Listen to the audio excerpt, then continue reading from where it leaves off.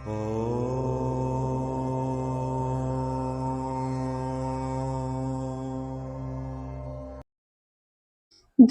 जगन्नाथ मोर channel दृष्टि astro को आपण मानक स्वागत।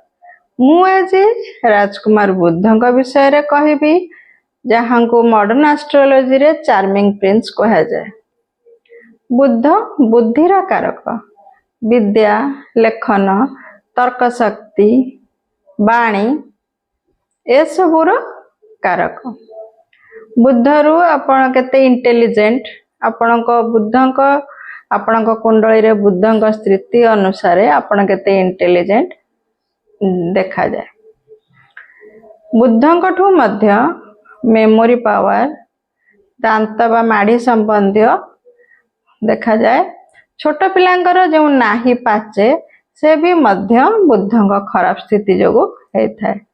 बुद्धंक ठू skin, spinal cord, nervous system ए सब मध्य बुद्धंगठू देखा जाए। साइंस रो सब्जेक्ट मैथ, फिजिक्स ए सब मध्य बायोलॉजी बुद्धंगठू देखा जाए। कॉमर्स मध्य बुद्ध जो व्यक्तिंकर भल थांती से मानकर कम्युनिकेशन स्किल बहुत भल थाए। कम्युनिकेशन स्किल मध्य बुद्धंगठू देखा जाए। बुद्ध आमर कालपुरुष कुंडली रे तृतीय राशि मिथुन राशि एवं षष्ठ राशि कन्या राशि रो अधिपति। बुद्ध कन्या राशि रे उच्च एवं मीन राशि रे नीच। बुद्धंक कन्या राशि रे उच्च एवं तांकर मूल त्रिकोण राशि मध्य कन्या राशि। बुद्धंकर दिग हेउछि उत्तर दिग। बुद्धंकर कलर हेउछि ग्रीन कलर। बुद्धंकर नंबर हेउछि 5। तबे बुद्ध जो मानकर भल स्थिति रे थांती से मानकर बाणी बहुत भल होई थाए।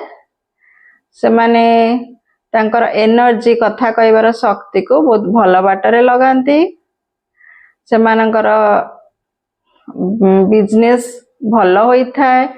सक्सेसफुल बिजनेस रे सक्सेसफुल हुआंती। जो माने बिजनेस करबा को चाहंती से माने से मानकर 7th हाउस एवं बुद्धंक स्थिति कुंडली रे देखी बिजनेस करबा उचित जे से बिजनेस रे सक्सेसफुल हेबे कि नाही।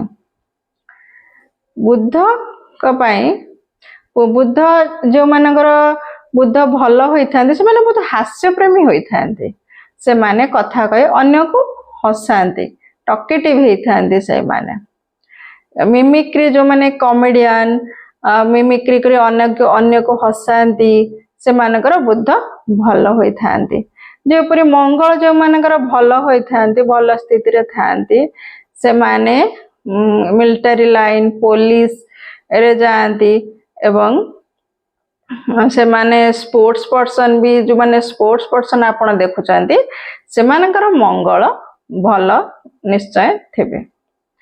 सही परी बुद्धंक स्थिति भल थिले आपण बैंक फाइनेंस अकाउंटेंट ए सब जॉब आपण भल करि परिबे।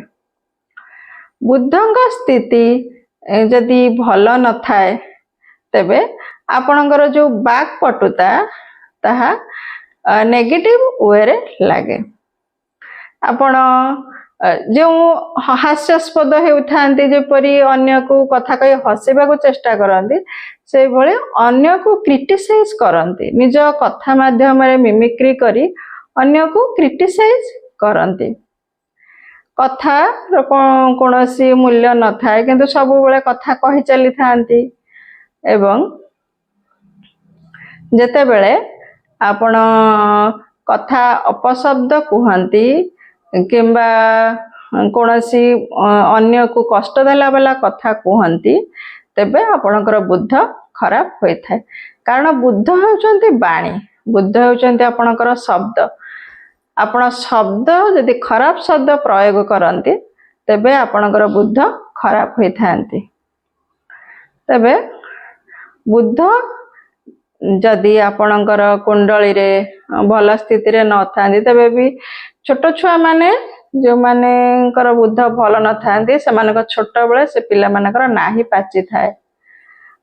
ବୁଧ ଭଲ ନଥିଲେ ଦାନ୍ତର ସମସ୍ୟା ମଧ୍ୟ ଆପଣଙ୍କୁ ଦେଖା ଦେଇଥାଏ।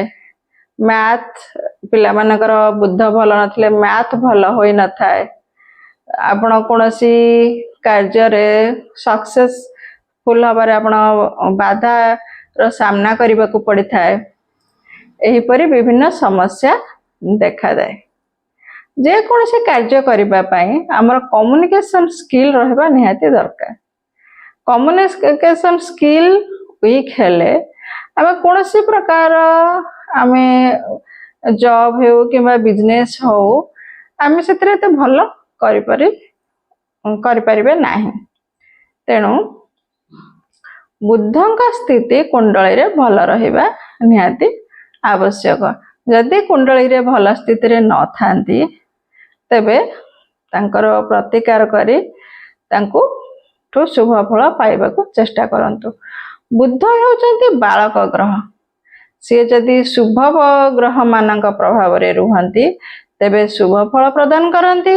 ଯଦି ଅଶୁଭ ଗ୍ରହ ମାନଙ୍କ ପ୍ରଭାବରେ ରୁହନ୍ତି ତେବେ ଅଶୁଭ ଫଳ ପ୍ରଦାନ କରନ୍ତି।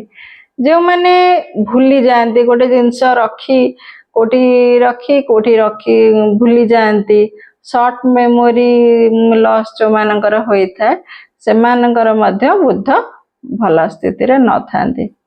ବୁଧଙ୍କ କଲର ଯେହେତୁ ଗ୍ରୀନ୍, ଆପଣମାନେ ଦେଖିଥିବେ ଯେ ଇଲେକ୍ଟ୍ରୋନିକ୍ସ ଯେକୌଣସି ଡିଭାଇସ୍ ଆପଣ ଦେଖିବେ ତାର ମେମୋରି ପ୍ରାୟ ଗ୍ରୀନ୍ କଲର ପ୍ୟାନେଲଟି ଗ୍ରୀନ୍ କଲର ହୋଇଥାଏ। ମଦରବୋର୍ଡ ଯେଉଁ ଗ୍ରୀନ୍ କଲର ହୋଇଥାଏ ସେ ବି ବୁଧଙ୍କୁ ରିଲେଟ୍ କରେ। ତେଣୁ ଏଇ ତ ଥିଲା ବୁଧଙ୍କ ବିଷୟରେ। ତେବେ ମୁଁ ମୋର ପରବର୍ତ୍ତୀ କ୍ଲାସରେ ବୃହସ୍ପତି ଦେବତା ମାନଙ୍କର ଗୁରୁ ବୃହସ୍ପତିଙ୍କ ବିଷୟରେ କହିବି। ତେବେ ଆଜିର କ୍ଲାସରୁ ବିଦାୟ ନେଉଛି।